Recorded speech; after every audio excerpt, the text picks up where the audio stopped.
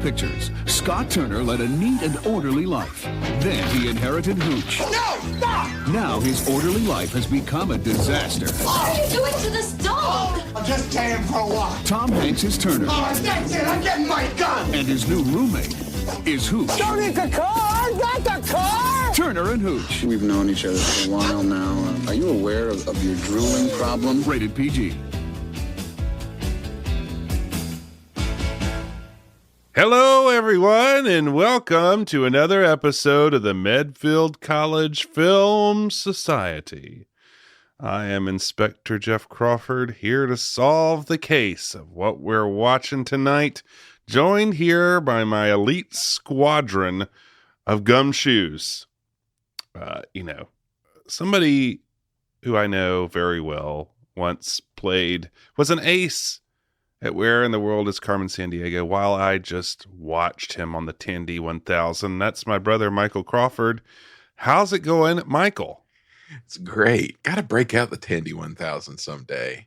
I hope it still works. That was a classy machine, man. That was a legendary machine. I remember being in the Radio Shack when the guy was like, these are just like floppy disks, but they don't actually bend. That's what that's the one thing I remember too. Is like it's got this little thing that slides over it. You can put it in your pocket, see, and walk around. That's right. It was pretty amazing. It's very shocking. Well, another hacker of the realm. Somebody who could maybe do our, be like a sneakers type agent. Mr. Andy Brown in his undisclosed location Faraday cage. How's it going, Andy? I was so close to catching Carmen Sandiego one time. I remember I was after school, me and this one other kid, and we had tracked Carmen Sandiego down, and we were just about to catch him, and then he kicked the plug and unplugged the computer by accident, and we didn't get it, and no one believed us. So I'm still mad about that, if that tells you anything. Awful. It's brutal. It's like almost getting to the end of the Oregon Trail and having someone shut off the computer. It's true. Exactly. And what police detective squadron would be complete without a salty police chief character? Somebody who surveys their office window, looking out with their cup of coffee, shaking their heads at the rookies and whatnot in the parking lot. Our own Sonny Bonds chief, Robert McSwain. Robert, how's it going? It's going pretty good. I got my nice comfy desk here. I just sit here barking orders to all the gumshoes and slamming donies. Yep, slamming donies. Shutting down the upstarts who are ideologues. They don't know how the system really works. They don't know how the sausage is made around here. That's right. They're going to get chewed up and spit out like the rest of them. Police stuff, guys. Got to go do the full walk around of your car before you leave, or you're going to have problems. That's right. Don't forget. You go get that guy in the lake that's naked. Yes. Speaking of salty and lakes, I've been on a crocodile hunter, like RIP rewatch thing. And, I just wanted to mention that because it's been amazing because that guy was crazy. Do you have any conclusions except for that he's crazy? That's about it. But man, what a great guy. I really hope really delved into his work, I have to say. Yeah, it's amazing. There's lots of good stuff on YouTube these days with about Steve Irwin, but I really hope he was that way in real life. He seemed pretty genuine to me. I think. He was really like a introvert, kind of a surly guy, prone to road rage. Oh, I hate Crocs. As soon as the camera's off, he like lights up a cigarette and just really rude. Get away! Get away! Get away from me, Cheese Fries!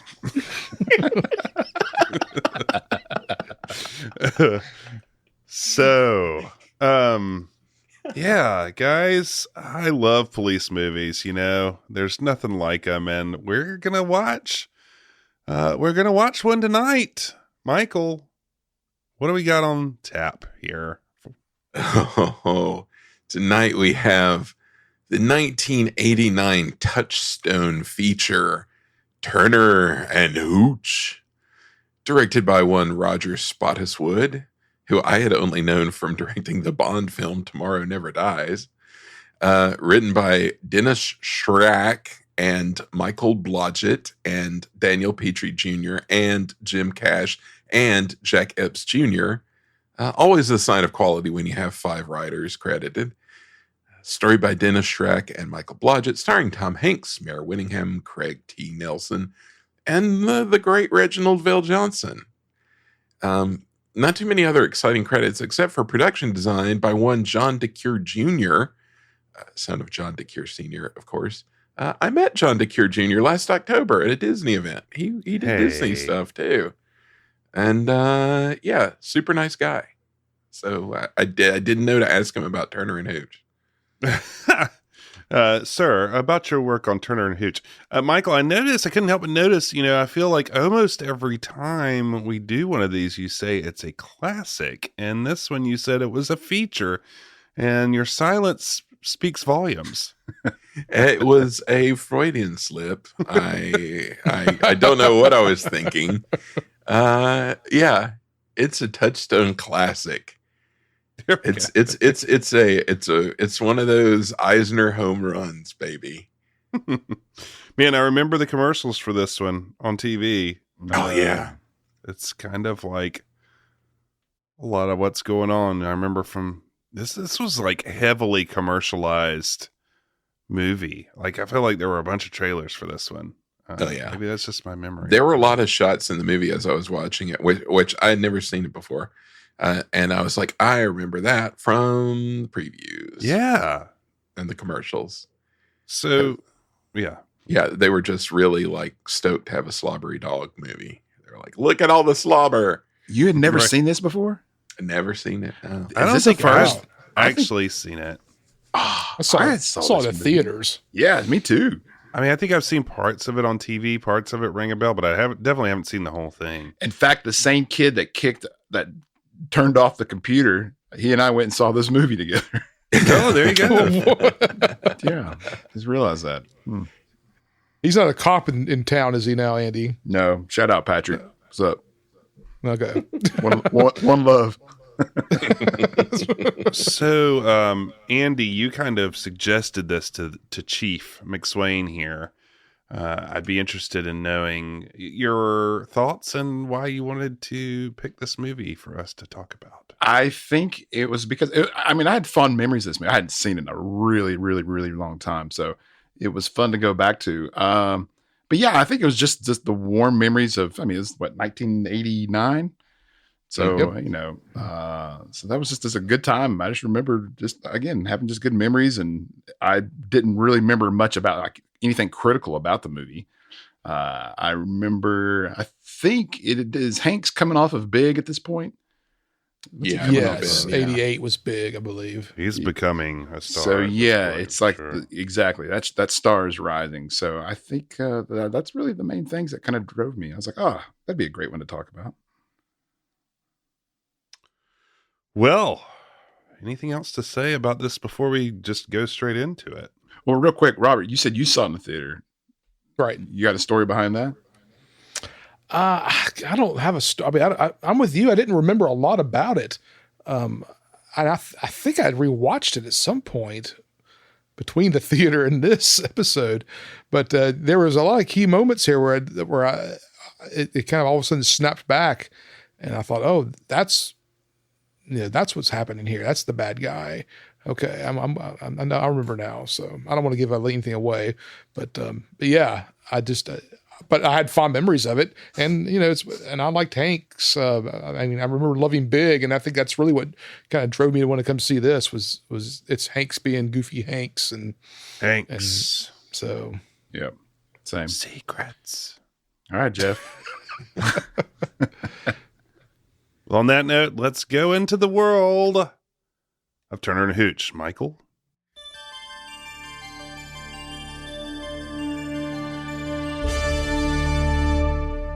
Well, this is a Touchstone picture, folks, so get ready for some adult themes. Gotta love that excited. stinger, that really gentle stinger. Yeah. I forgot love about it. It makes me feel like I'm going to watch Roger Rabbit, but then Yes. I didn't watch Roger Rabbit. I watched Turner and Hooch. So we begin with a tasty sax lick over the traditional Touchstone and Silver Screen Partners credits. This is some mood setting here, guys. It's just cop movie. Mm-hmm. It's the hard, bitter city. That's right. It's a noir. I'm too old for this ish, man. That's exactly it. Back alleys, rainy nights. So we take it up a notch to some peppy 80s sounds. So we find a very young Tom Hanks working out in his apartment. He's disturbingly sweaty. Yes. I made that exact note. I said, this is a gross way to start a movie. Yeah. I was not even sure it was Tom Hanks at first because he looked so different because he looked like a melting candle man. He's Rolly Crump creation. Leftover Rolly Crump creation. Oh man. It was really, he It's was like glazed. A lot of Hank's fitness in this film. Yes, there is. Just a lot of Hanks in general. Yeah. There's a lot. We'll talk about how much Hanks we see later. Yeah. Anyway, we see him sorting out his vitamins and supplements. He's been to the GNC. He's having a little bit of dinner there. We get to peep his checkbook. He's writing a checkbook to the power company or something. His check informs us that his name is Scott Turner. He is the Turner of the title. He discovers some spilled mustard in the fridge, so we find out he's a neat freak because he takes everything out of the fridge and does like a CSI cleaning on it. And we get more vignettes of him being fussy and fastidious around the house. He's shining his shoes. He's flossing a lot. Yeah, that's gross. No one ever wants to watch anybody floss. No, it was so gross. And Gross. And it's just the way he would floss in this era. It's just right on the money. Yes. Aggressive flossing. Yeah. Yes, That's like, man, absolutely. I bet the dentists were like freaking out, not wanting people to really do that. Yeah. They're like, no, why are you spreading disinformation? Yeah, he's picking his nose hairs and In the most doing Tom all Hanksy sorts of way. stuff. That's Yes, exactly. In the most Tom Hanks of the era way. Everything is, Hanks this era fully saturated. Yeah. This movie. He goes to bed reading 100 Years of Solitude by Gabriel Garcia Marquez, which I thought was great. So next day, a cop car pulls up to City Hall. Inside City Hall, we happily discover Reginald Vell Johnson. Yay! Of course. When there's a Has he ever police not played a station. cop? Yeah. Yeah. But I Like mean, you know everybody what? gets their own one. He does it with aplomb. He really does it well. He does. He is getting filing instructions from Scott. Scott is teaching him how to file crime reports or something. And unsurprisingly, Scott has a very elaborate filing system. But through their banter, we find out there's not a lot of crime going on in this burg. The felony file drawer is pretty much empty. They've only had 2 calls today so far for anything. So apparently Scott is leaving town. It's not very exciting. He's training Reginald Vell Johnson as his replacement at filing. So they leave to go out on patrol. An old lady yells from across the street. She's made muffins for Scott. She says she hopes he'll be okay in the awful city. She's hoping he doesn't get shot. It's got a real Mayberry kind of thing going on here. He's the for Barney sure. Fife who wants some crime to happen. So Yeah, he leaves for the yeah. big city, which Don Knotts did on the show. Yes. There you go. Yeah. And then comes back to be sheriff in the end. So Yeah, that's true. I was expecting him to throw away the muffins, but he didn't. He takes them in the car, and Reginald's peeping on the muffins pretty hard and takes one to eat. And clearly Scott isn't a fan of people eating in his car because he takes out a dustbuster while he's driving and vacuums Reginald's muffin crumbs. Just keeps the dustbuster on hand. Just you never know. It's like he must have had a holster just in case. So the dustbuster holster. Quick poll. Tom Hanks with glasses, yay or nay? Yeah, I found it compelling. Yeah. It's kind of nice. Into Yeah, it. it looks good. Yeah. Yeah. Yeah. You never see him doing that much. Well, now he does. Oh, yeah. But back then, yes. But not back then. No. Also, a lot is made in this movie about wearing a seatbelt, which is like, wow, throwback to the time when wearing a seatbelt was not an automatic thing. Yeah, it made me think of those signs they used to have where they would take a percentage of the seatbelts, and then we're like, really like, please wear a seatbelt. Like, man, what a weird thing to have to convince people of. And yet, there's a lot of that still going on. Help me help you. Yeah. Right. Well, Scott's pro seatbelt. Anyway, more dialogue informs us that Reginald is replacing Scott as investigator when he leaves town. He's not a detective. He's an investigator. And he's been shadowing Scott on his rounds, but he says Scott has to learn how to relax. Down at the fish market, we find out that Reginald is called market. David Sutton. Yeah, there's always, when there's Hanks and there's crime, there's a fish market. Reginald's David Sutton, and he gets introduced to Mr. Boyette, who apparently has had a dinghy go missing.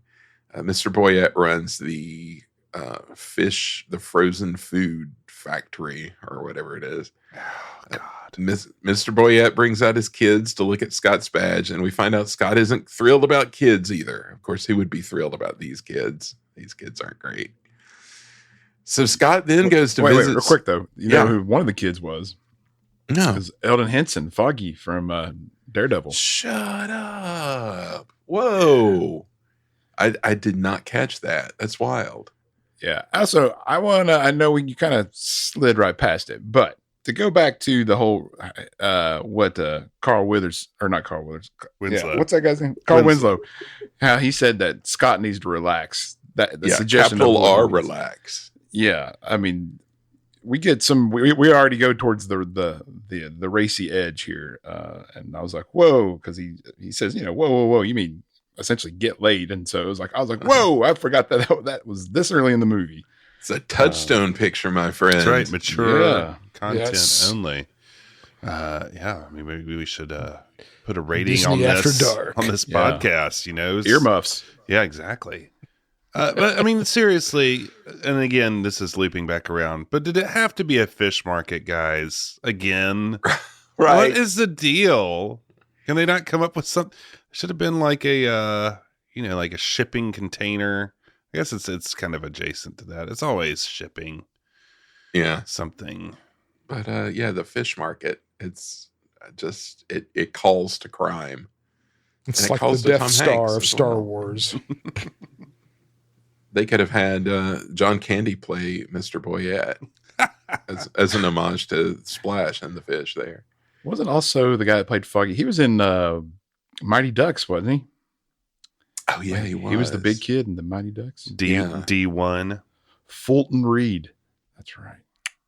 Who knew? Wow. Man, he's got history with the company. Disney legend. It could be. So Scott goes off to visit someone who lives in like a nautical junkyard. I'm not quite sure what the setup is here. Because the guy calls it his house, but I guess it's a houseboat, but it's just like a junkyard that's all fenced in. Local color. Yeah, that's right. Also, Nautical Junkyard, great album for Radiohead, I think. Yeah. The next Classic. We get a really big build up to the reveal of Hooch. We get our Also Sprach Zarathustra leading up because Scott has a muffin that he's brought along, and we're like, what's this muffin for? Because they keep going back to the muffin.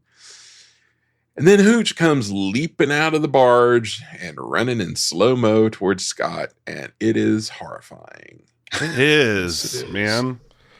So since this is his first scene, I wanted to point out one of the main reasons I picked this movie was that Clint Rowe is the trainer of Hooch in this movie. And you may recall the Clint Rowe, who also trained Jed the dog from Natty Gann and White Fang. And I kind of wanted to see was it the trainer who gave the bad performance, or was it the dog that gave the bad performance? Because I kind of want to weigh this with Hooch and see how his performance pans out against Jed. But Okay. I don't Now that know we how have much that. acting Hooch does and how much it's just everyone reacting to Hooch as a force of nature. It's like, just let him do stuff and respond. I mean, actually, I have a dog training note in my notes, which I couldn't believe, but I'm sure Robert will get it. But He's kind of the Moochie of dogs in a way. he is the Moochie of dogs, except for his He size. really is. Yes. He is about the size of Moochie, full-grown Moochie. Anyway, Scott had brought the muffin to bribe Hooch, and we get some of our first hardcore Hanksing as Scott panics more and more as the dog gets closer and closer. It's really like a skit or a gag, because it'll like cut Hooch, Hooch, and it'll come back to the dog running. And It's like that it's like Monty Python. Yes. Yes. Yes. Absolutely. Exactly like that. Yeah. So eventually he gets tackled by the dog, who gets him on the ground and puts his jaws around Scott's throat, which isn't nice. That's a heck of a thing to train a dog to do. Yeah, right. I feel like that could go wrong very I quickly. mean, pardon me, I would not feel comfortable with doing that one. No, No. nor hygienic. I remembered that. That was something that really stuck out to me Jenny about gets this out the movie. window. Robert, did you remember that? I did remember. I remember all this scene was very vivid in my memory Yeah. of the dog running in slow motion and laughing at like his like jowls flopping in the Yeah, that was, scene. they were pitching to you, man. Pitching it right to you. Yeah, slow-mo flopping around. So Scott is rescued by some grizzled old sea salt who brings a rope to tie up Hooch. And Scott's mad, but the old guy says, "Don't yell, because Hooch reacts badly to anger." I react badly to anger. The old guy says Hooch loves Scott. And you can tell because he didn't even break the skin. It's fun. So they go, they go back to the old guy's house to have a cookie, which I thought was hilarious. He's like, "Let's go have a chocolate chip cookie." Like, okay. The old dude starts feeding Hooch chocolate chips, which, no, come on, man. Apparently, the old dude has filed a complaint about Mr. Boyette's neighboring seafood plant. He says there are strange noises going on at night. According to Hooch, the old guy can't really hear, but Hooch can hear, and he tells the old guy that there's strange things afoot. Oh, Also, boy. slightly sad that Boyette does not have like a really thick Cajun accent, because I mean that was a perfect opportunity right there. A missed opportunity. Yeah, to just flesh out his character a little bit. Exactly. Like, "Oh, come over, have some etouffee." Oh. Apparently, we're meant to think that Scott regularly comes down to talk to the old guy, who we find out his name is Amos, which is a quality old guy name. Because he's like, I'm leaving town. I won't be coming around no more. And my replacement, David, won't be coming around to chat because he's terrified of Hooch. Which, I mean, yes, obviously. Who wouldn't be? Oh my gosh, guys, I just had a thought. So you've got a Boyette, you've got this, you're down at the docks. Why didn't they do this in like Louisiana, where you're in the deep South and he's in some town that just nothing ever happens, but then he goes to the big city from there? See, that would be more rather than this like alluring California seaside town. Right. What's the town? What's the town up in Oregon? They shot everything in back then. Oh, yeah. It's That's where they did the Goonies. Kindergarten Cop and Goonies. Yeah. Was a Short Circuit was I shot thought there. that was on like Short circuit. it was in Oregon Yeah, it was in Oregon. Was it Oregon or maybe it was Washington? or like It's one of those. yeah. I thought it was Washington. It Anyway, was up on the Columbia River. Anyway, I kept thinking that it's in that era.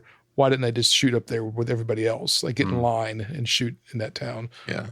But Do it in Twin Peaks. So anyway, all during this conversation, we get cutaways to Hooch slobbering and being gross, like constantly, until Amos gives Hooch a can of beer in a hubcap, which I thought was a nice touch.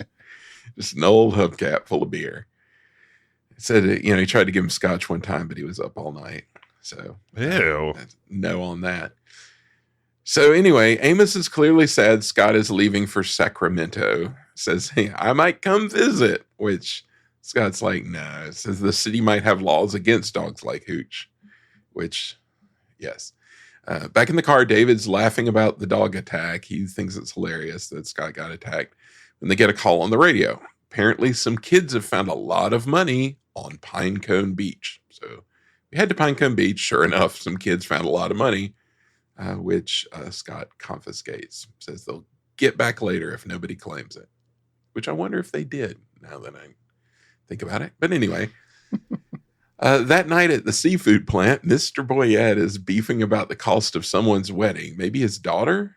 I don't know. It's never quite made clear.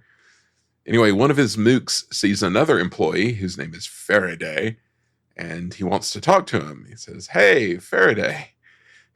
And then Faraday goes running away as dramatic synthesizers kick in. Oh, I'm glad you said that about the music. It was Axel F. adjacent. Yeah.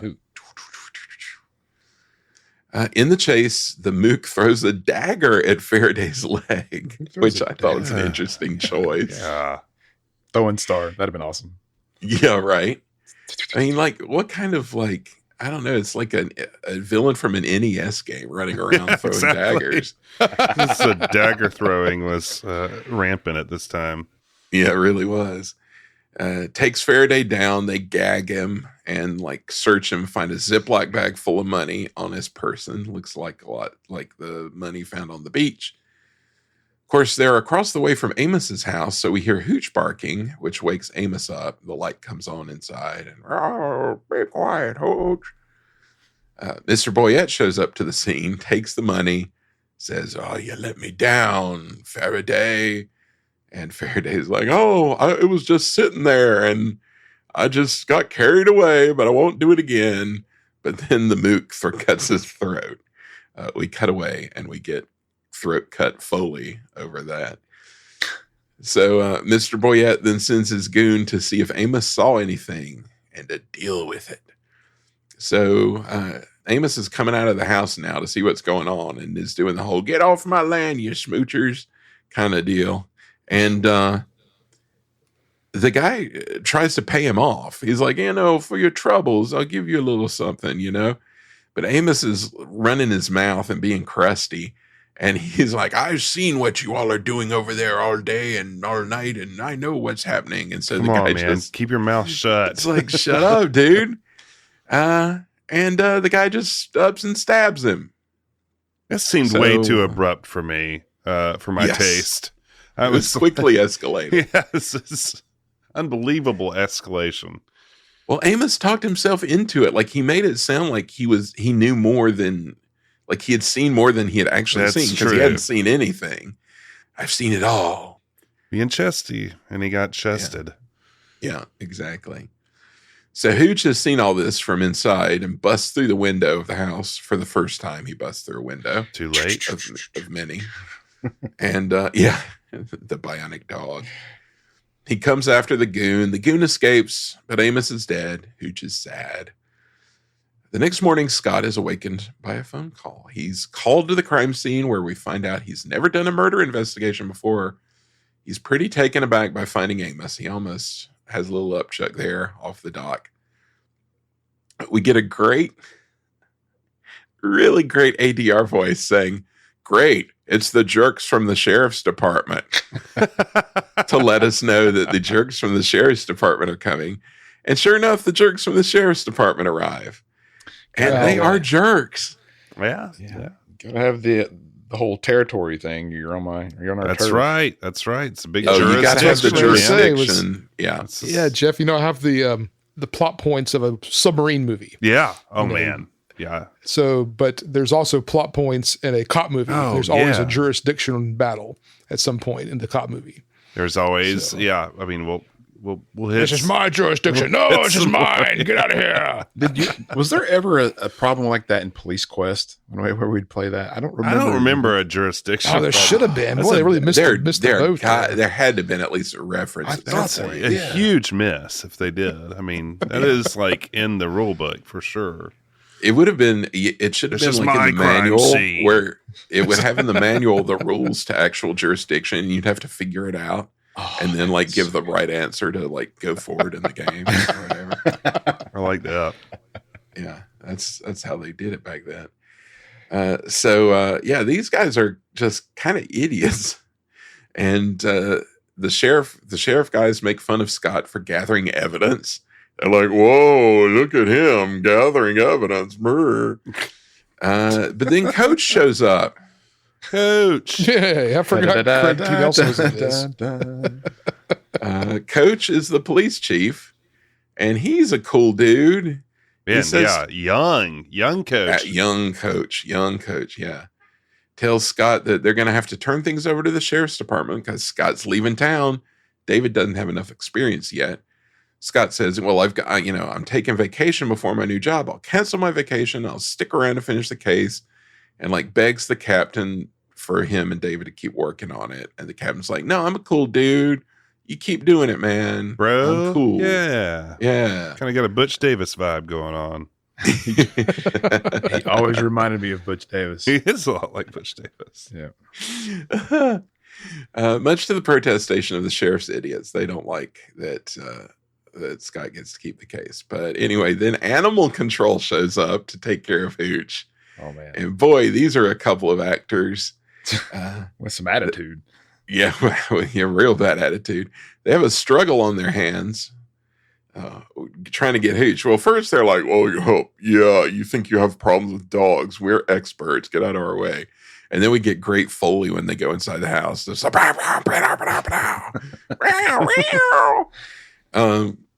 it's ridiculous. And then they come out with, they've got those, what do you call those sticks with like leashes on the end, like hoops on the end to collar a dog? Whatever those are Animal called. control sticks. Yeah. So they've got those, both of them. I mean, there are two people with two of those sticks, and they're both clinging on for dear life to Hooch. All of which is making me real uncomfortable, by the way. Yeah, man, I wrote like in my notes, like so far this movie has been like, there's like a montage of somebody like, flossing and picking their nose hairs, being all sweaty. Then there's like an old man getting stabbed way too quick. And now this dog is like for real getting like jerked around. He's clearly uncomfortable. Is this like dog training, Robert? Do you know anything about this? A dog in distress, acting in distress? Well, I looked at, because I thought for certain that one of the dog catchers was going to be Clint Rowe, because he always played a bit part in both White Fang and in Natty Gann. Whenever they were like having to manhandle the dog, he was always in the middle of the scene. But that wasn't him. But he definitely did not look like he was enjoying that. I didn't. I was wondering how they shot that.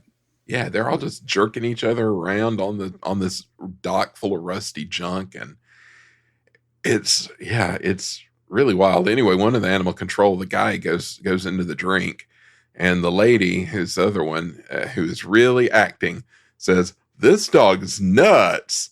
We're going to have to shoot it," which was great. Scott's like, "The dog is the closest thing we have to a witness," which is ridiculous.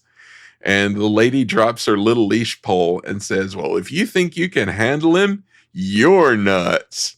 So she just puts down her thing and runs off. And Hooch, meanwhile, has gone to sit on the chalk outline where Amos died.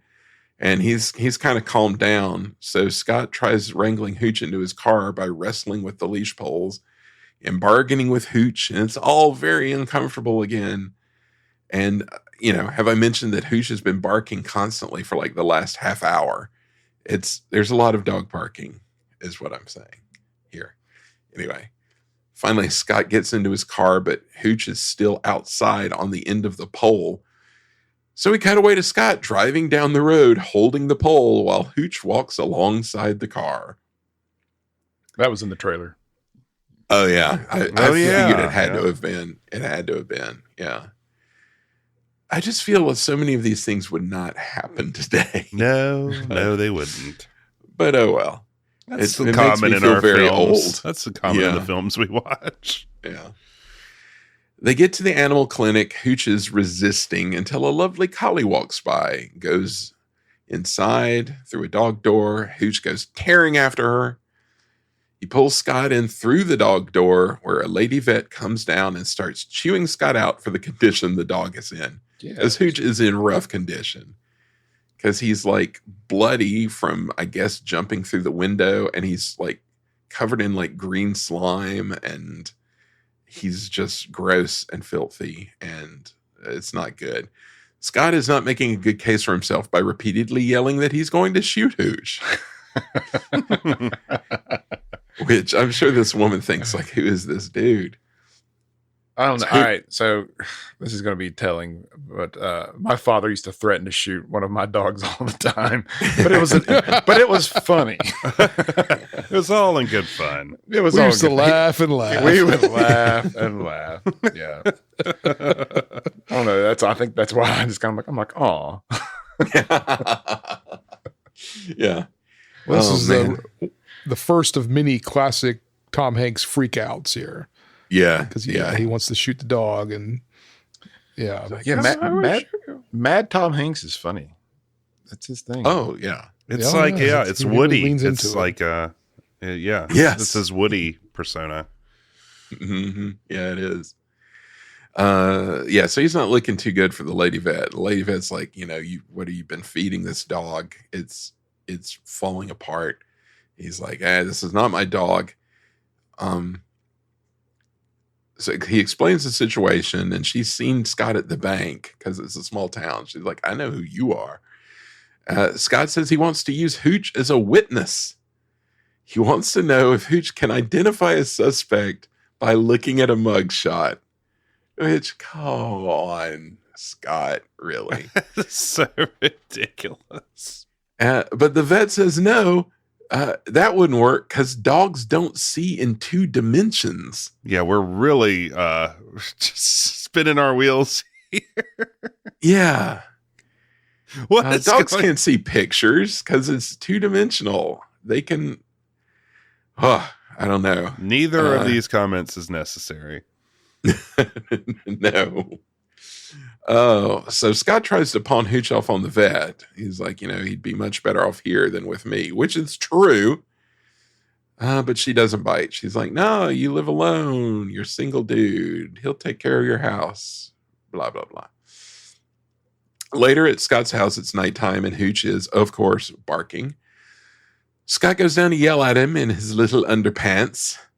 And our first of many scenes of Scott in his little underpants. Mm-hmm. We find out Scott has given Hooch hamburgers, water, orange juice, and cran apple, which I thought was funny. The cran apple was a nice touch. I'd be angry too. Of course, Hooch doesn't stop barking. Eventually, he starts howling.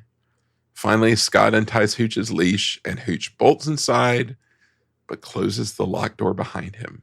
And Scott is losing his mind. This is another Hanks freak out. He goes to get back in the house through an unlocked window, which, come on, man, you're a cop. What are you doing? And Hooch comes running inside to bark some more and threaten him from the other side of the window. So this time, Scott manages to outscream Hooch's barking. They kind of get in a showdown. And Hooch is finally cowed. He kind of sits back and is like, all right. Scott says if they're going to get along, they have to have some ground rules. So he takes the dog through the house, room by room, giving out rules like, no slobbering and no doing this, no doing that. None of which obviously will work whatsoever. Till Hooch gets his own room in a he's got like a utility closet or something. He puts Hooch in, like, this is your room, shuts him in. And so we end Act 1.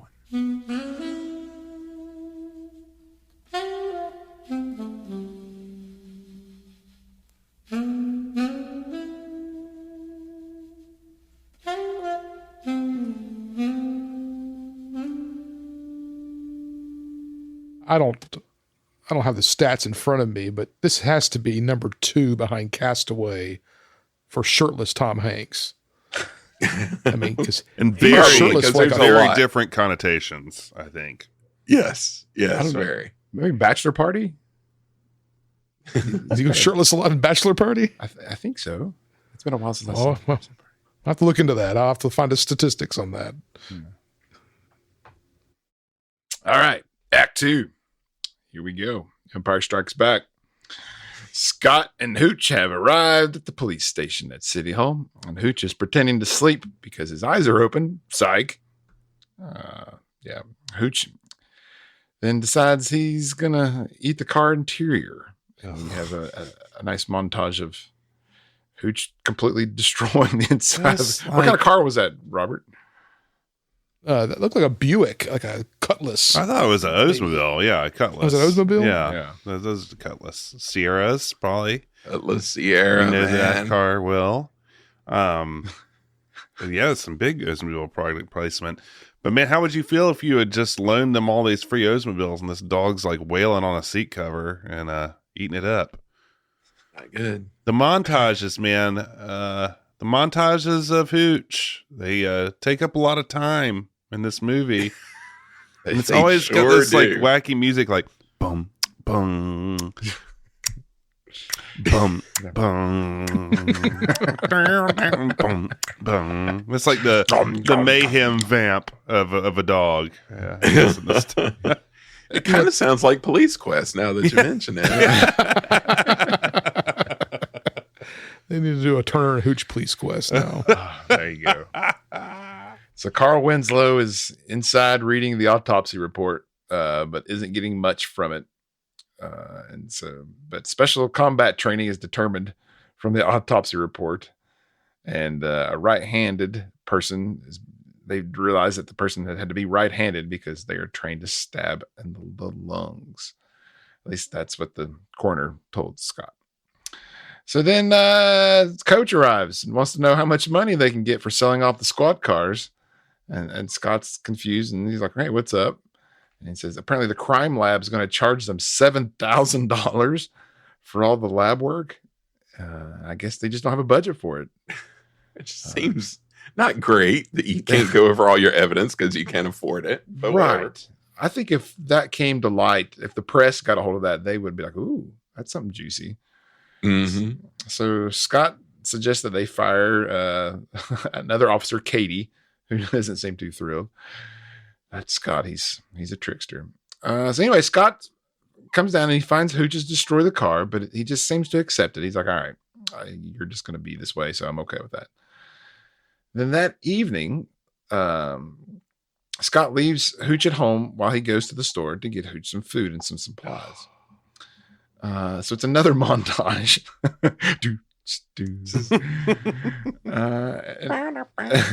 So while Scott's gone, Hooch busts through the door, which I guess it's made from balsa wood or something. I don't know. Yeah, clearly. Well, it's ridiculous because he does like a ramming speed sort of like headbutt against it like 5 times till he finally cracks it, and then it just crumbles. Now, when I first moved to Charlotte, I rescued a German Shepherd, and all this right here, and then the arguing with the dog, it was kind of triggering me. I mean, I got triggered for real because that's what I spent a lot of time because I was a bachelor at the time when I had my dog, and oh man, she had a lot of issues, but and trashed my house several times like that. Not to that level, but certainly. And I'm no neat freak, but it was stressing me out watching this whole scene. Like I was getting stressed out. Yeah, it's a little close. Extremely stressful. Yeah. Because Hooch goes through every cabinet in the kitchen. He goes through the fridge. He's eating everything. He just leaves this path of destruction. He doesn't stop at food. He destroys speakers and couches and soccer balls. Come on, blinds, man. Clothes. He's just drooling over, all over everything. I mean, my question is, if you're training a dog to do this, like what's going to happen to this dog? He's like, after the movie, eat the speaker. Like, good to eat a speaker. Like, what? Here's a treat. Well, Scott is hanging with Kevin the grocer, and he's having to buy a ton of stuff for the dog that he doesn't like. Man, Yeah, I just had a real Ingalls flashback of the dog food, those big dog food bags. You'd always see them at the end of the store. Yeah. It just took me right back to the 80s. Comes out to 97.51, and he complains, but seems cheap now. It's a deal, yeah. So I was like, Yeah, wow, I was like, pretty good. that's awesome. Yeah. Thanks, Biden. Scott arrives home and finds his home destroyed, and he takes out his sprayer and immediately starts to clean. I just thought that was funny. As he's walking past, he just picks up the spray bottle. And He's like a defeated man. He's a broken man. That's just like vaguely spraying. It was feel that it was pile of filth. It was so weird because he finds this large amount of like electrical connectors in a bin, and they all fall out. And I was like, why does he have so many electrical connectors that you would like solder onto the end of a cable? I have a thing like that, but do you have that many electrical connectors? not that. I have maybe 200. That's several thousand. It looked like he had there. I mean, I've got a bunch too, but not like that. Anyways, so Scott walks off with some scissors. He's going to go kill Hooch. And I don't blame him. I'd be pretty mad myself. Oh, my Lord, yes. But getting mad at finding his stereo speakers ruined and his record collection destroyed, Scott kicks the drool-covered soccer ball out of fury and ends up busting a window. So then he goes and finds Hooch laying on his bed, and the two have it out. Scott's had enough. He's like, that's it. I'm getting my gun. And then sensing the danger, Hooch busts through the glass door, and Scott yells, do not come back. This dog busts through a lot of plate glass. Yeah. And that's not IRL, not great thing to do. Not insignificant for yourself. That should have been like a running gag the whole movie, that he always just busts through windows. Like he just refuses everywhere to he go goes. through doorways. Like later when they take him to the police station, he busts through the police station. Yes, exactly. He just walks through the window. And Hanks is just like, I don't know. It's his thing. He keeps having to take him back to the vet, like time after time after time.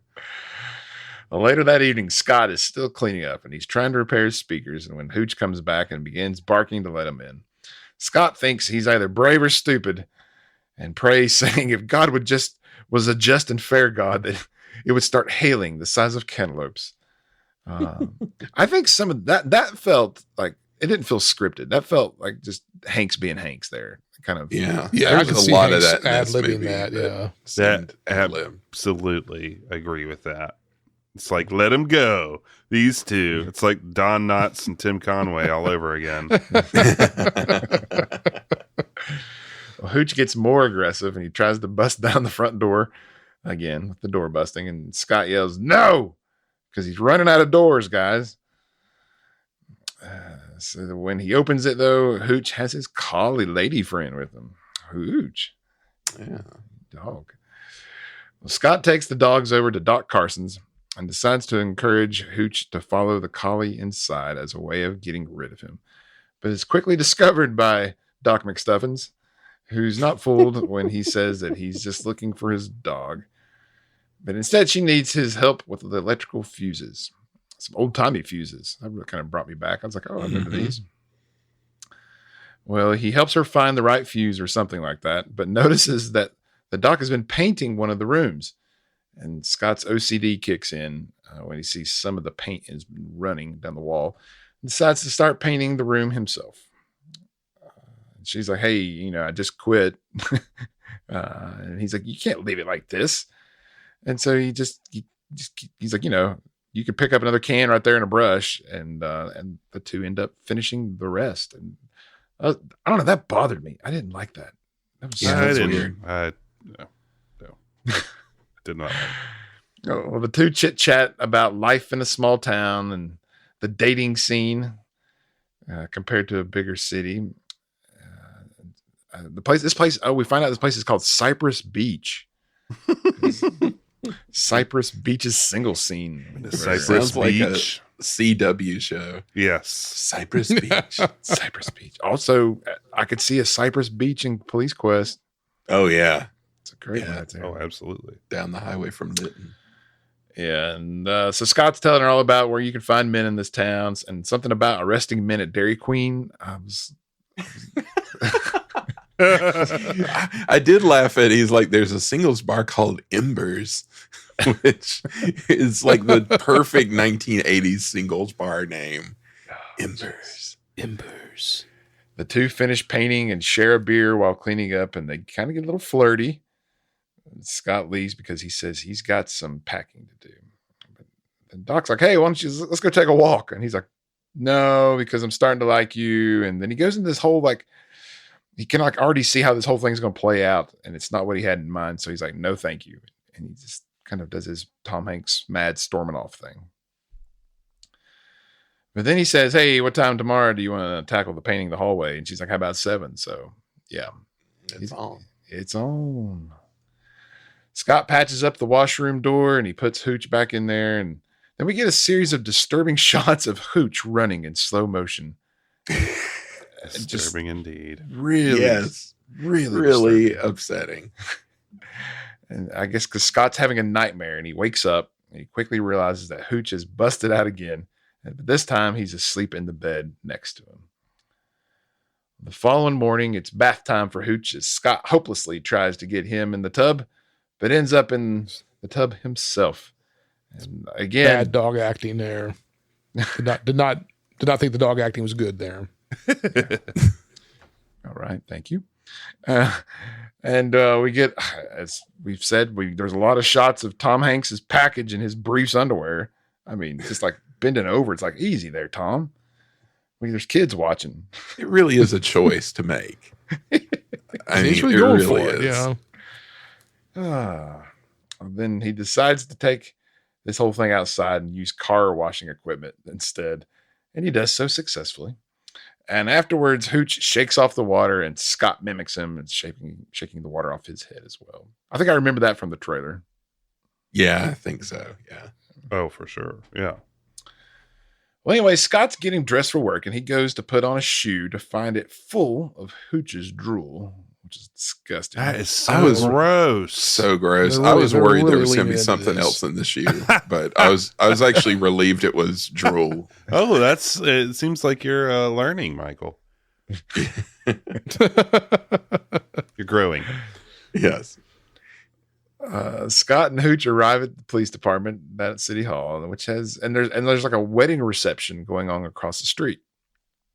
Well, the whole police department is disturbed when Scott brings Hooch inside, and Hooch is just like stuck to the window. He keeps looking out the window, just looking at the wedding reception, and then he sees the man.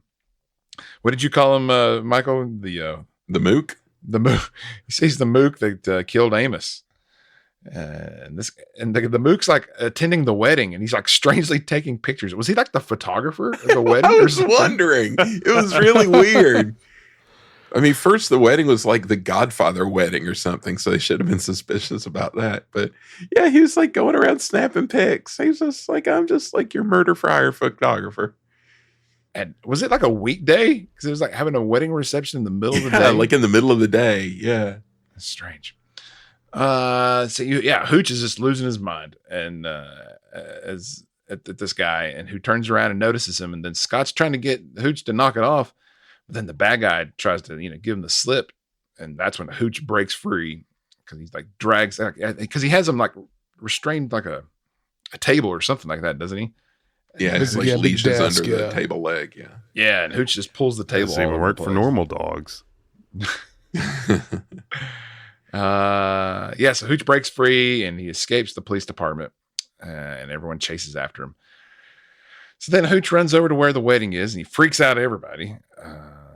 But he can't find the guy he's looking for. And then he sees him running down the street. Then Hooch takes off after him with Scott and Carl Winslow in pursuit. The guy gets in his car and takes off, and Carl Winslow commandeer a car from the teenager Ernie, who's driving his mother's brand new 4-cylinder Nissan. You like that car? This Glenn? felt like a character that escaped from like Freaky Friday or something.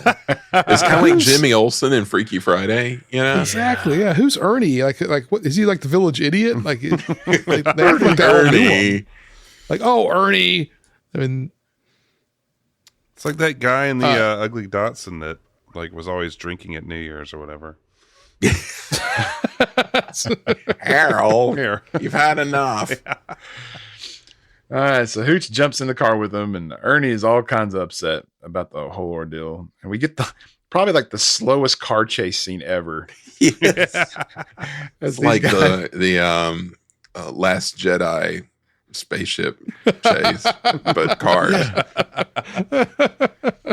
and the guys are like trying to read the other dude's license plate, and they can't. And Ernie's trying to help him out. And they're like, "Shut up, Ernie!" But then, like as soon as the guy realizes that they're tailing him, he like takes off and he loses them. And then, but Hanks does have a great line about he's like, "Why couldn't your mom buy a car with a bit of muscle?" I feel like that was ad lib too. I felt Yeah. like that was a Hanks improv. Probably so. They're like, "Man, that's gold, Tom. We're keeping this." That car, though, that was a very period appropriate specific car for sure. Like a Nissan Sentra. Is that just a stripped down I don't know what 4-cylinder? it was, but just puttering along. Well, based off the license plate, they're able to figure out who the guy is, and his name is Zach Gregory, a former Marine with 3 prior arrests but no convictions. But it turns out that the address and the phone number that were registered were false. Then we get a scene that probably had the folks down at Disney just crying with laughter, where Hooch farts in the police station. Oh God. And everyone tries to talk through the smell. That's like they're cracking the case. It's like this is a moment that could right. be. It's important to the movie, right? Yeah. And so instead we get Coach having quizzical face. Terrible. Wow. It should just had, it should just Open the had Dauber. door. Just bring Dauber in and be like, oh.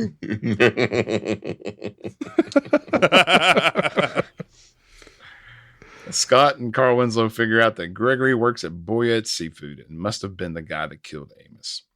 And Hanks gives a good read on a line about how Amos said that there were strange noises going on late at night, and the pitch of his voice kind of goes up like he can't breathe. Due to the Yeah, smell of Hooch's. that was well done. I don't know how you do that, but he did it quite well. Scott asks the coach if they can search Boyette's Seafood, and he agrees, saying that he will talk to Boyette because he's a friend. Well, that night, while prepping a celebratory meal for Hooch for finding Amos's killer, Scott explains to Hooch how big of a deal this search of Boyette's is going to be and how it's going to involve a lot of departments. He's got Hooch a juicy cut of raw steak, cut up for him, and he puts some chocolate chip cookies on top and with some beer, which sounds awesome. Also, like Michael said, PSA, don't feed your dogs chocolate. No, It'll make them sick. No, don't do it. No wonder he's gassy. He's eating raw meat and chocolate chip cookies and beer. Drinking beer. Yeah, Beer, exactly. right. Beer farts. Well, poor Hooch. Poor Hooch isn't eating, guys. He's sad because he's thinking about Amos, and the two have a tender moment where they start to become pals. Well, they play some tug of war and chase each other, with the scene ending as Scott gets Hooch's neck in his mouth this time, but quickly spits it out, and the hair and everything, and that brings Act 2 to a close.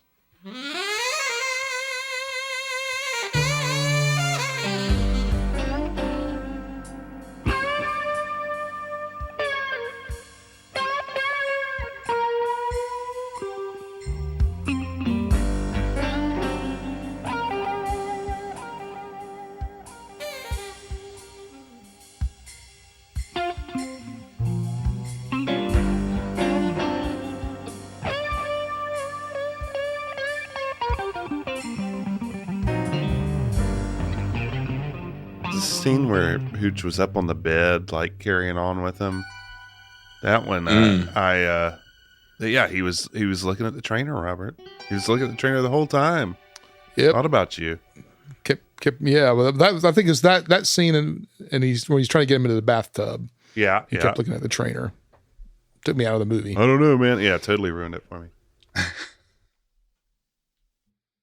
Well, guys, we've spent the last hour trying to set up a relationship with a dog and an OCD detective. Now let's go catch some bad guys. So Scott and old Coach are down at the docks talking to the shady fish processing owner, Boyette, about his questionable employees.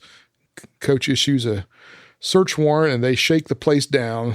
They get a nice, we get a nice montage of cops searching and fish people looking annoyed, employees Scowling. Yeah. Shifty.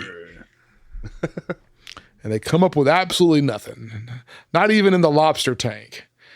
Coach hands the case over to David, thus taking Scott off the case.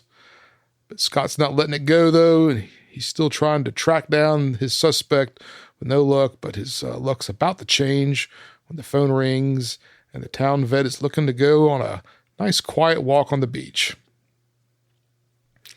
As they walk and talk, Doc says he needs to quit obsessing over it and just let it go and see if that helps clear his head and find a new lead. And unfortunately, Scott's obsessive personality prohibits him from such actions, and he's still obsessing.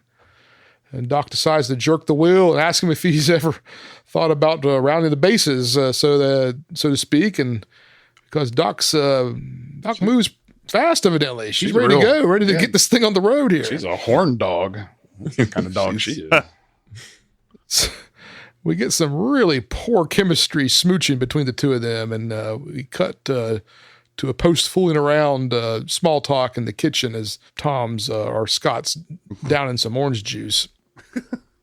Something I don't think an OCD person would do, mind you. Just straight out of the container. Yeah. I think they would get a glass out. Yeah. Scott decides that he's ravaged and needs some more omelet. He needs some omelets to help get his energy back.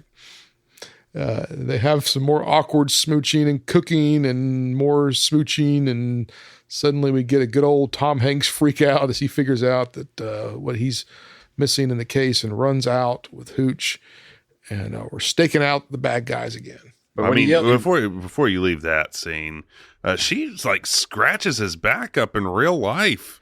Yeah, it's like pretty intense. I was kind of back and forth on whether or not I should put that in my notes. That notable. It's like, God. I think it was a little disturbing. It's totally disturbing. Yeah, absolutely. I mean, it was funny as I saw that and I was like, look at the scratch marks all over his back. I couldn't believe it. It's crazy. And then also though, when Hanks leaves or Scott leaves, he's like, Hooch, put that down. And, and he yells it off screen. Again, I think that was another Hanks ad lib. Feels like it. I like his as he's leaving. He's like, "Oh, clean all this up." He's like, "No, never mind. Just leave it." So while they sit in the car, Hooch and Scott, they decide to pass the time by eating milk bones together and discussing Lancelot Link, Secret Chimp, and the Man from U.N.C.L.E. Good stuff. Which leads to a lot of nonsensical laughing and other vague references to other shows, and it felt like a weird improv scene. I think I had looked on Wikipedia just to pull like the cast information off of it. I was reading about the production, and there was something about just one scene that they had shot together, and I think it was this scene where Hanks had said in some interview sometime where they had like filmed for like 16 hours or something with just like a ton of cameras on them, and it was just the dog doing stuff and him like thinking of reactions to whatever the dog did. Oh, so I think that this is probably that. So I think a lot of this was probably improvised. It felt like that. Like they just gave them a prompt and told them to improv around it, or gave Hanks a prompt. Bebopping and scatting all over the place. Just sitting there drooling. Yeah. Yeah. Hooch shakes his head violently, which prompts Hanks to try it too, which leads to Hanks talking about his vision, and then he eats an apple, and I'm dying here because this isn't leading to anything. It's just I feel like this is dragging now. He wanted to be an airman, but he couldn't be an airman because his eyes were bad. I don't know. While it does slow things down, it just gives you more insight into their relationship, which, It makes I sense. feel like we've already established the relationship at this point. Very That's kind of complicated and nuanced. But it's gotten better. I mean, it just shows how much closer they've gotten, I think. Okay. I was All right, just I'll go on excited with for that. the reference to Lancelot Link. So we get some more drool commentary, and the next morning, David rolls up, or Carl Winslow, as Andy was referring to him. Yeah, Carl Winslow. They head down to the fish factory and barge in without a warrant, mind you, pushing past one of Boyette's goons, claiming a dog with no police dog training is needed, and they go looking for money. That's another wait. That's another police movie trope is sneaking past the warrant. Mm-hmm. Yep. Now Hooch returns with some bags that the money was in. And I'm no lawyer, but I believe what he comes back with is what I would call circumstantial evidence. Yeah. They've got bags. We've this is got what the it. money was in. They got This has gotta be Ziplocs. it. Yeah. We got him. We got him now. So Boyette's goons come back and he runs them off. David is worried that some of their actions are a tad unethical, and David's got a reason to feel that way. I think he's onto something here. Barging into businesses, taking evidence without a warrant, that sort of thing. But that doesn't stop Scott, though. And he has David take the Ziploc bag and see if the local money laundering store has anything in stock. Check around to see if they have any bags like this. He then warns David that he's going to do some stuff that might get him fired. So Scott's going rogue now. I wish he would have been Sergeant Al Powell from Die Hard, where he'd had enough in New York City. He'd had enough and bailed out. Yeah, absolutely. That'd be good. So Scott heads down to the motel where he thinks Zach's lamming it. He flashes his badge, and the clerk tells him to scram. Scott does the reasonable thing and jerks his revolver out and blows a hole in the wall near the clerk's kneecap. It's like a whole different movie. Whoa, this is taking a turn. And just then Zach walks in and puts a gun to Scott's head. Hooch is freaking out, stuck in Scott's car. And Zach and Scott get in Zach's caddy. Scott gets behind the wheel, puts on his seatbelt, of course. A callback to the first act, where we always buckle up for safety, folks. Scott promptly slams the car into a wall, sending Zach through the windshield. Hooch gets out and subdues the suspect. With, again, the mouth around the neck. The mouth around the neck, yes. Yeah, that's important. Scott starts to interrogate him, and he laughs that Scott isn't a killer, and Scott calls in the help of Hooch, who bites Zach on the neck here. This is another callback from the beginning, and they're coming fast now. The callbacks are coming fast. And you guys remember when Hooch did that to Scott? Yeah. So now he's doing it to Zach. The interrogation continues, and Scott starts asking questions about Boyette and all their dealings. Scott makes a phone call to someone who, and next thing we know, Hooch and Scott are back at the fish factory. Dun, dun, dun. He tells Hooch to cover the back. He seems to understand. The back. So we're getting into Lassie territory now with Hooch. So, and just then Coach arrives and says they got backup waiting, and to go in. The place seems deserted, almost like somebody tipped them off. Who could have done that, though? And there's this Yale forklift, and it's still warm. Still warm. Scott snatches the pump-action shotgun out of Coach's hand and spills the beans that he's figured it all out. Coach and Boyette let me just say, thank heavens he figured it out, because I was like, come on. And thankfully he figured out it wasn't some shocking twist. He actually figured it out. Yeah, but there was no indication that he figured it out. It was just like something. Yeah, it was him being smart was a twist. Right. There was no like little thing that just like tipped him off to make him go, tilt his like little head tilt or something, some scene. The Chief Hyde and Coach and Boyette are laundering money through the fish factory, all hidden inside blocks of ice. Which I think that confused me as a kid because I thought, well, wouldn't they see it inside the ice? Yeah. Yeah, It feels like it's I don't know. Also, why didn't Scott tell Carl Winslow that he his partner? Suspicious minds, man. Just then the light goes out and Coach grabs the gun from Scott and Hooch sneaks in. We get some back and forth gunfire as shadows and noises go, passing by and just missing Scott and Hooch. And they jockey for position, trying to get the drop on the bad guys. And here we go, guys. This is what it's all about with us in these movies. Dogs getting shot. Yeah. I couldn't believe it. I've forgotten this part. Well, my wife was like, this is a sad movie because this happens. And I was like, no, it doesn't. I'd never seen it, but I was just like, no. Yeah, I mean, obviously they wouldn't do something like that. That's ridiculous. Just be a ridiculous thing to do at an end of a movie like this. Hey, Scott, you're not going to have your dog's not going to get shot, is he?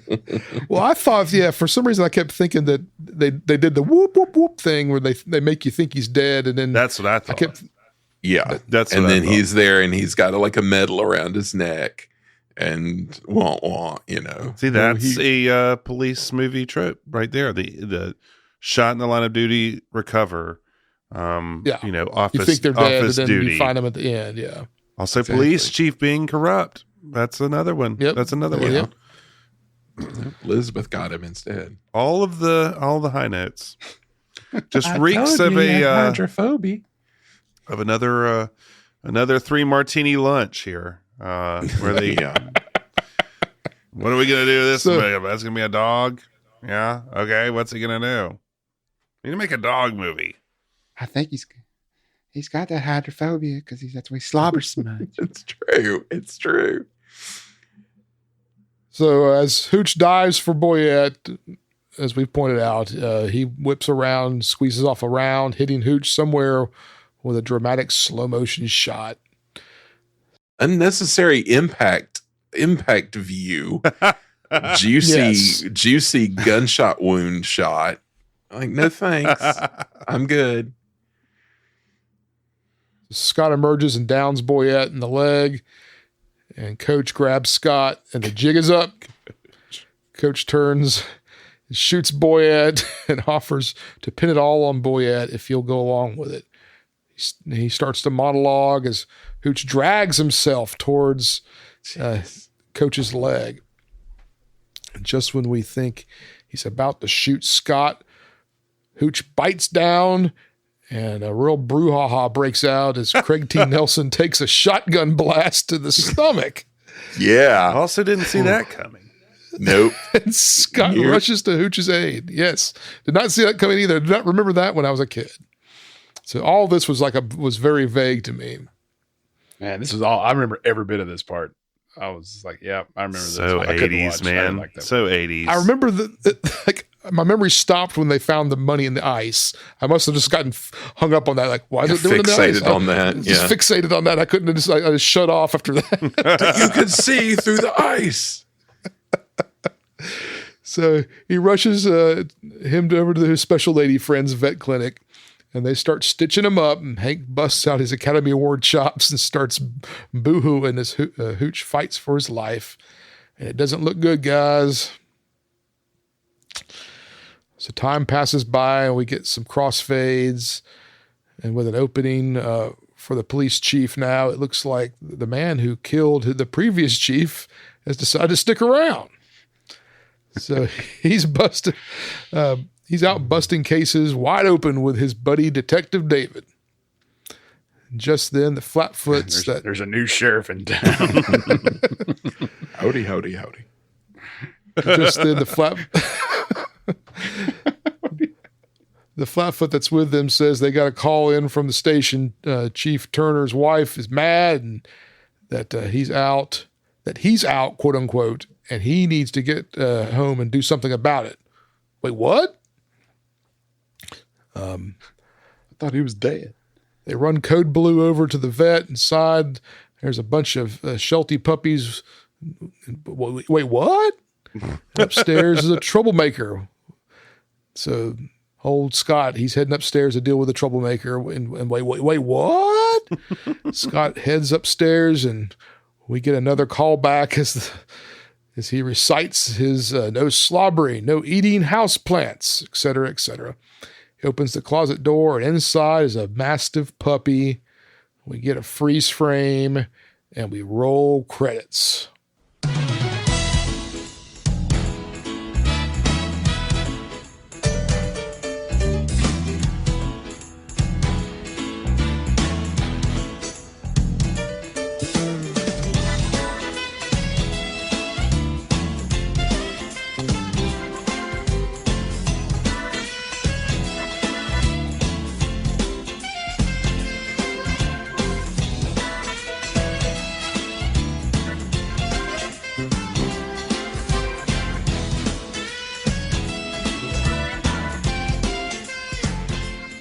Freeze frame really got me. Yeah. I was like, yeah, you are, with the freeze frame. And then the montage of the credits. Yeah.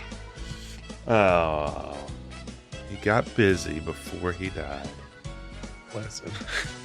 I'll point out that Vet Lady had a poster on her wall that is this. I have the same poster. So I was very excited by that. Thanks, John DeCure Jr. That was an adventure. Guys, I couldn't have seen it coming that there was corruption in the police department. Shocked. And I was really surprised that him and the dog became friends. I thought that they were not going to become friends. Because they were totally different. They were exact opposites. Yeah. When has that ever worked? Yeah. Perfect strangers, if you will. I want to rate this movie myself because I did not enjoy this movie. So I'm looking forward to grading it poorly. And I will tell you why. Using our scale. Robert, what's our scale for tonight? I'm gonna have to put it out to the committee here. I didn't come up with anything watching it. Something to do with slobber, maybe. Yeah, well, I feel like that was the low hanging fruit, but I couldn't think of anything that was relevant Andy. around this. Sorry, I'm so stupid. Basic. You're basic. Yeah, basic. How about the police movie tropes? All right, we can go with bad police tropes. Yeah. Movie tropes. Okay, plot and writing. Let's do bad police tropes. I'm going to give it a 1. A straight 1. I did not like it. This movie is now my least. I like this movie less than Gus. I thought it was so formulaic. It was ridiculous. Like, at least Gus is weird. This movie was just like, oh yeah, oh weird. That's going to happen. Oh, crazy. Oh, weird. Huh. There was so much, the writing, there was so much vamping, so much time with Hooch. Yeah. Hard one for me. Michael? I was going to give it a 2, but you've almost talked me into a 1. Well, when I commented at the start about the fact that there were 5 credited writers and that never being a good thing. Right. I knew when I saw that in the credits at the start of the movie, I was like, oh, that's not a good sign. It was like so atonal of like, oh, now we're like a little romance. Now we're like a little funny movie. Now we're like, buddy cop. Now we're like really serious. Now he's getting shot. Right.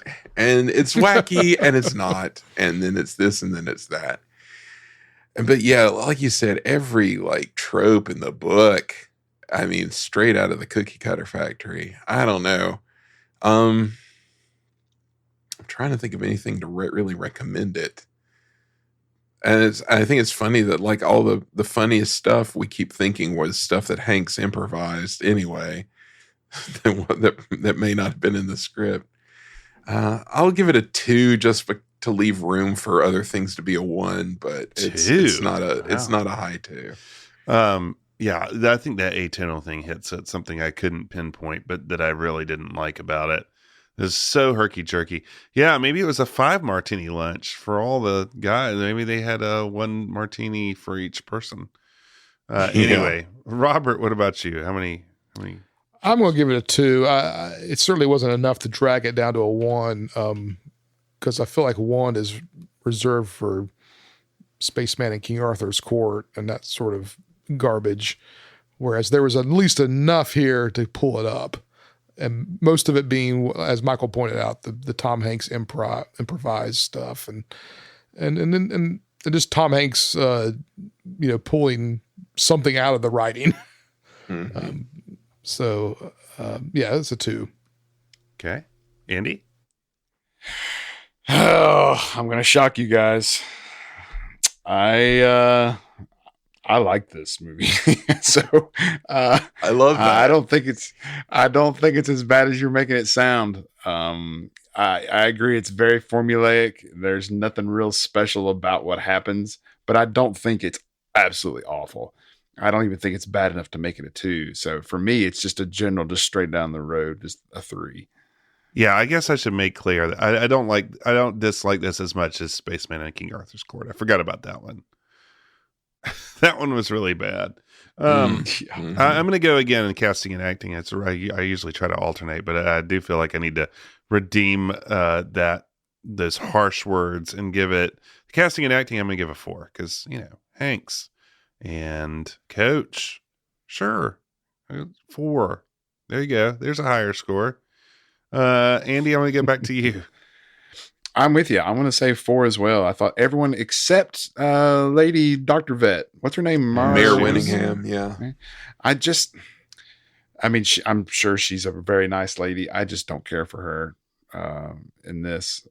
I don't feel the chemistry between the two of them. It felt forced. I don't know. Everything else felt really good. So yeah, I'm going to go with a 4. And also a 4 because I think I'm going to throw a little bit of Hanks's improving into that as well. Yeah. I think he really is the real star. Yeah, I think to me, this is where the Hanks improv goes in. Don't give the writers credit for that. Or was he a writer on it? Maybe. Oh, yeah, I don't know. Michael, what about you? Oh, you guys may have talked me up out of a 3 now. I'll give it a 4 because of Hanks. And I mean, Reginald VelJohnson didn't really get anything to do, but he's always delightful to have around as his coach. And I really did want to ding it, though, on the chemistry between him and Mare, because it just was not happening at all. But how does that happen? I'll be nice and give it a 4, I suppose. Robert, Mr. Tom Hanks guy. Well, I was going to come in here with my 4 and with my, like a badge of honor, thinking, the rest of you would go with 3s and 2s, but yeah, it's a 4 for me because, and for the exact same reasons, I thought the chemistry between the Doc and Scott was awful, but everybody else, I enjoyed their performances. So production value. Wait, before we move off of that, back to the dog though. What about the dog? Oh yeah. Well, I felt like the dog, he was kind of neutral for me. He had a couple of bad scenes, but I felt like they relied way too much on Foley. I didn't really get into this in the discussion. Oh gosh, yeah, there was really a lot of yes, and just weird dog. Tim Allen. Yeah. And noises that dogs never make, at least not like at that level. And so that was a bad choice. Was it a bad acting choice for the dog, or was it a bad production choice? That's kind of, Well, my dog makes noises that like dog made a choice. All the time? Not all the time. Every time you walk into the room, it goes, whoa. No, but Maybe I need to train him to do that. Be more like Tim Allen. Yeah. Yeah, boy. All right. Production value. Robert, I'm going back to you.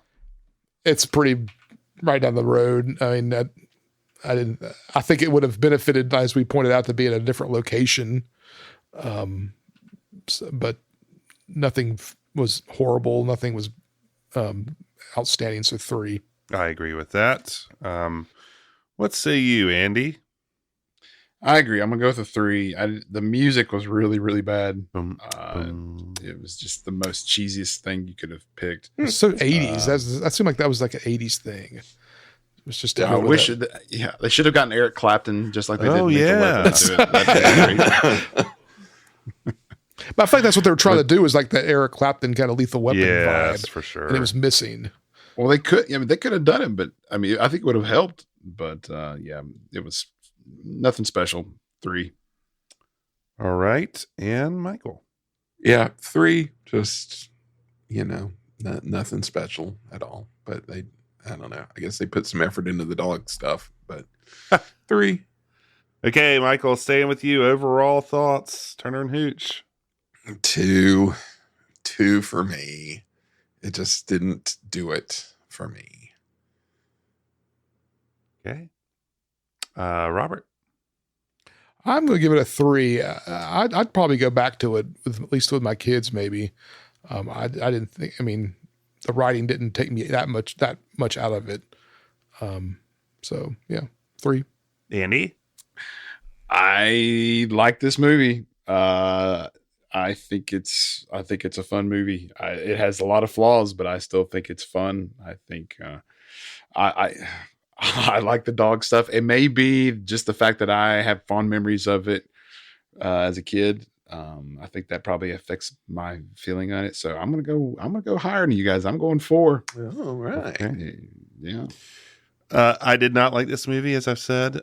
Maybe I was a little too harsh at the beginning, but I'm not in the market for this. I don't want it. I don't want this. I don't want a dog slobbering all over the place and No, marbling in it. gross. Maybe I'm like in Have you not watched the new TV series they made out of this? No, and I don't like. It's on the Disney Channel. They have, or the Disney Plus. They have the Turner Hooch, like a modern day Turner. Although didn't they Hooch. take it off in their first round of taking stuff off Disney Plus?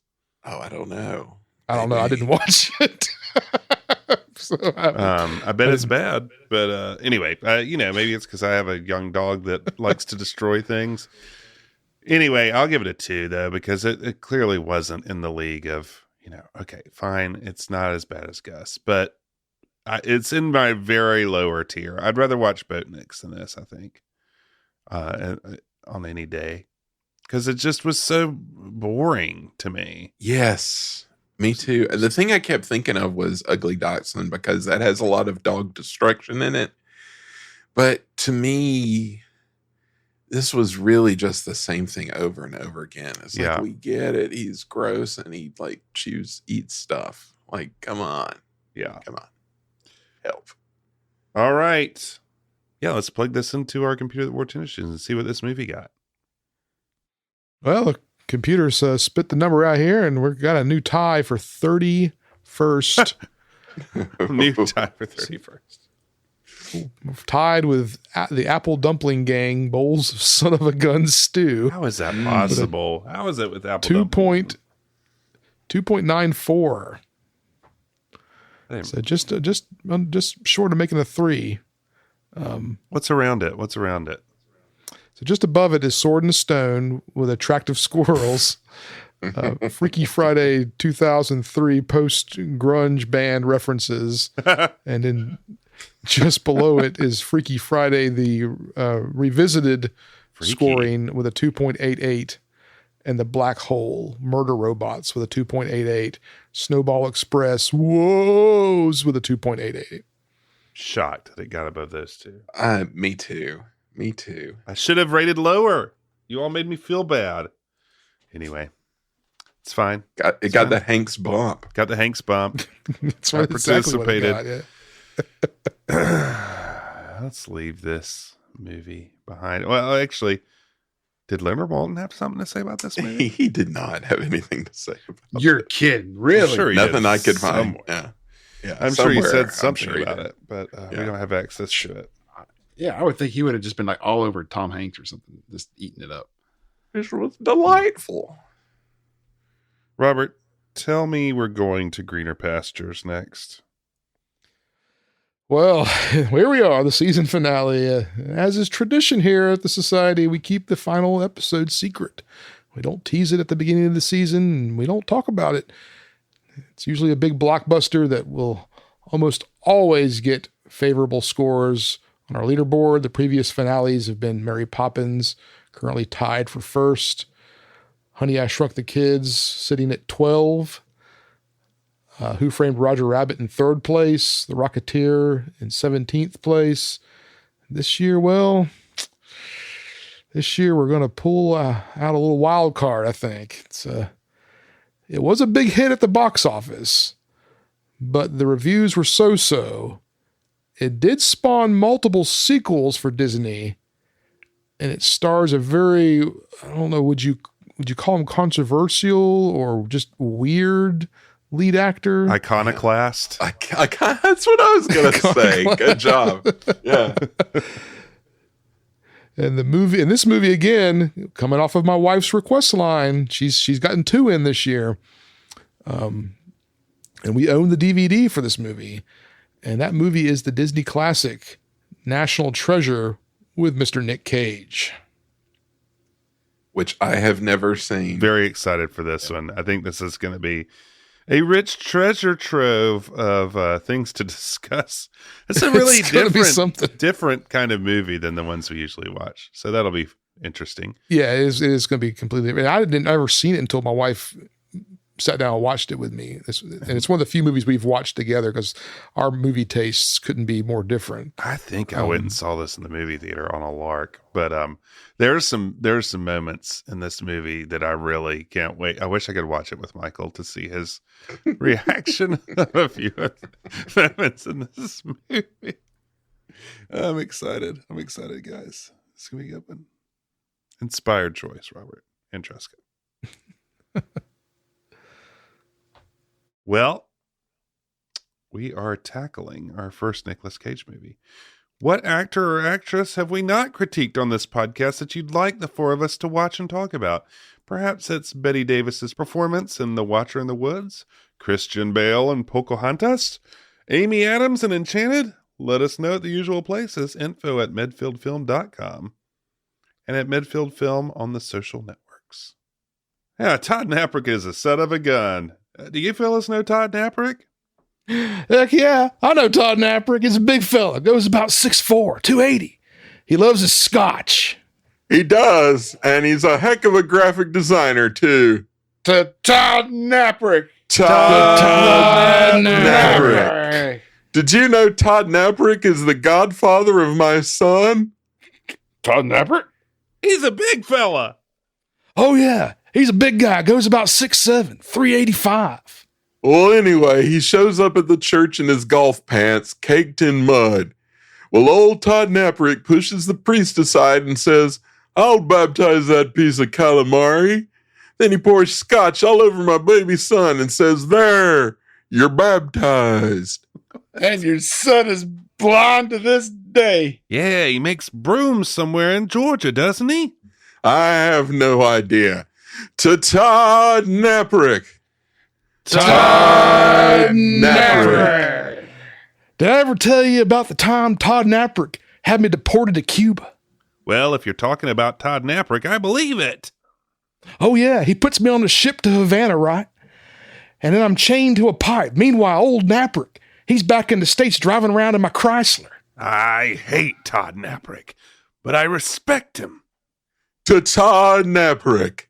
Todd Naprick. Now, did I ever tell you about the time about Todd Naprick? He showed up at my sister's wedding. What did old Todd do then? Well, so Naprick shows up, all right? And you know he's a big fella. Goes about 7'8", 530. Well, he's standing right between me and my sister.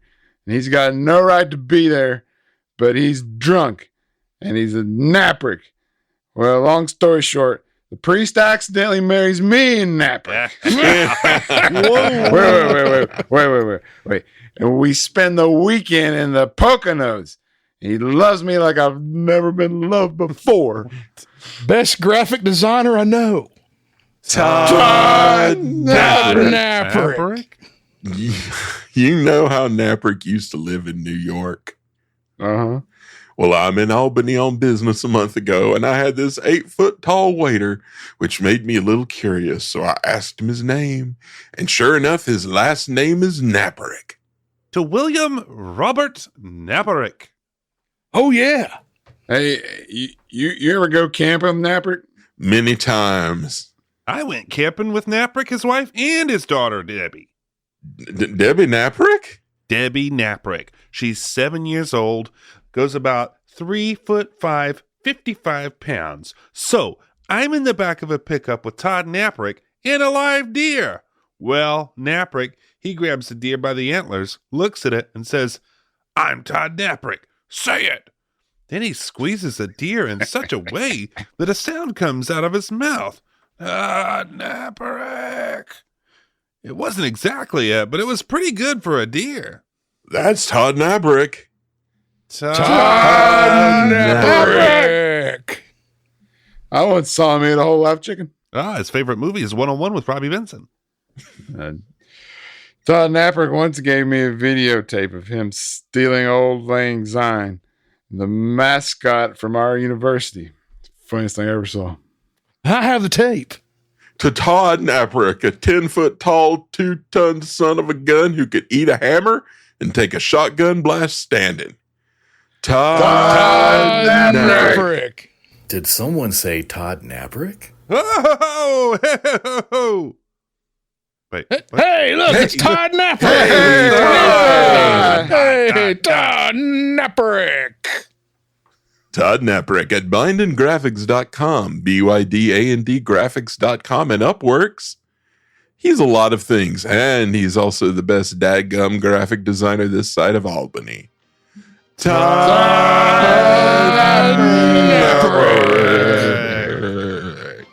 Naprick. So from all of us here at the Medfield College Film Society, we'll see you for our season finale, National Treasure. Proud are we of mighty Medfield, alma mater dear.